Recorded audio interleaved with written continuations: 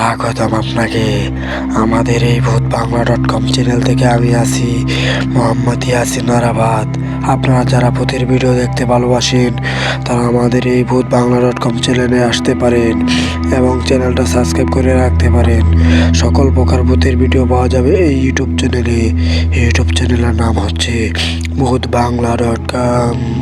তাই বেশি দেরি না করে আজকের গল্পটা শুরু করা যাক। আপনাদেরকে আমি আজকে যে গল্পটা শোনাবো তার নাম হচ্ছে আষাঢ় মাসের শ্মশান ঘাট। যারা ভূতের বিশ্বাস করেন না বা করতে চান না তাদেরকে আজকে একটা সত্য ঘটনা শোনাবো। আমি সবসময় ঢাকা থেকে রাতে বাড়িতে যাই, কারণ ছুটি পাই কম। আবার চিন্তা করি রাতে চলে গেলে পরের দিন সকালটা বাসায় থেকেই শুরু করা যাবে। ছাত্র অবস্থায় ক্লাস শেষ করেই রওনা হয়ে যেতাম। এখন অফিস শেষ করে সোজা মহাখালী, তারপর ময়মনসিংহ হালুয়াঘাট। মোটামুটি 6 ঘন্টা লাগে আসতে। একদিন ক্লাস শেষ করে বাড়ি রওনা হলাম। আমাদের বাজার যেতে যেতে রাত 12টা বেজে গেল। বাজারে গিয়ে দেখি সুভা, আমার বাল্যকালের বন্ধু, আমাকে দেখেই বলল, আমরা তো প্রতিদিন রাতে কদমতলিতে আড্ডা মারি, তুই খেয়ে চলে আসিস। বাজারেই আমার বাসা। বাসায় গিয়ে আম্মার সাথে কথা বলতে বলতে খাওয়া শেষ করলাম। একটার দিকে বাজারে গিয়ে কাউকে না পেয়ে ভাবলাম সবাই হয়তো চলে গেছে। আমি 2টা সিগারেট কিনে কদমতলি রওনা হলাম। বাজার থেকে কদমতলি 1 কিলোমিটার দূরে। তখন আষাঢ় মাস, আকাশে চাঁদও আছে, কিন্তু আষাঢ়ের মেঘ এবং চাঁদের আলো দুইটাই মিলে একটা অদ্ভুত আলো। আধারে খেলা চলছে, এই কালো অন্ধকার আবার যেন ভরা পূর্ণিমা। একটা সিগারেট ধরিয়ে রাস্তায় হাঁটছি, কিছুটা ভয়ও লাগছে। এমন রাতে একা একা হাঁটলে ভূত প্রেতের কথা একটু বেশি মনে পড়ে। বামের ঘন জঙ্গল থেকে জি জি পোকার শব্দে একটা অদ্ভুত সুর যেন সৃষ্টি হচ্ছে, যে সুরের তালে তালে নিজেকে নিয়ে খুব হারিয়ে যেতে ইচ্ছে করছে।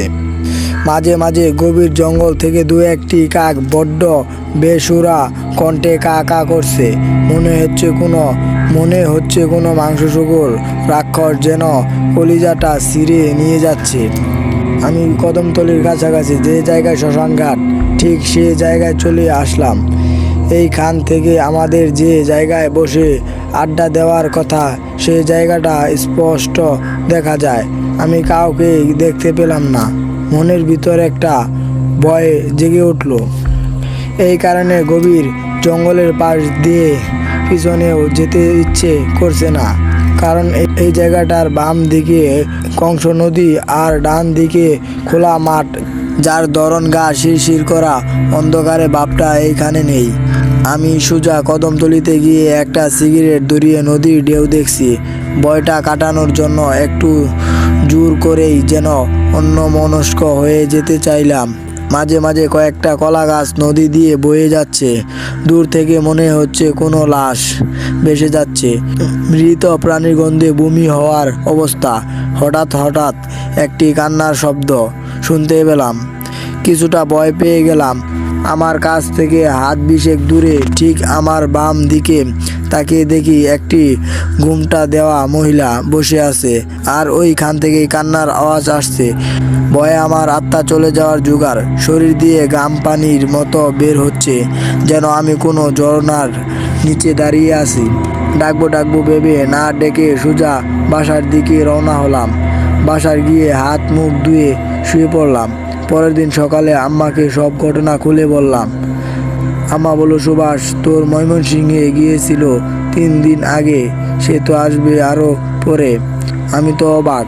তাহলে সুভাষের চেহারা নিয়ে আমাকে কে বলেছিল কদমতলিতে যাওয়ার জন্য? শেষে আম্মা যা বলেছিল তা ছিল এইরকম। 88 সালের বন্যার সময় নৌকায় করে বরযাত্রী বউ নিয়ে যাওয়ার সময় কদমতলিতে নৌকা ডুবে যায়। সবাই তীরে উঠলেও কোণে আর উঠতে পারেনি। তারপরে মাঝে মাঝে অনেকেই কদমতলিতে ওই মেয়েকে কাঁদতে দেখেছে। আজকের গল্পটা গাইছে এই পর্যন্ত। কারণ রোজা রেখে বেশিক্ষণ বয়স দেওয়া যায় না। আর যদি এই ভিডিওটা আপনাদের কাছে ভালো লেগে থাকে এই গল্পটা, তাহলে অবশ্যই চ্যানেলটা সাবস্ক্রাইব করে দেবেন। টিকটক থেকে থাকলে অবশ্যই চ্যানেলটা ফলো করে দেবেন এবং ফেসবুক পেজ থেকে থাকলে ফেসবুক পেজটা ফলো করে দেবেন।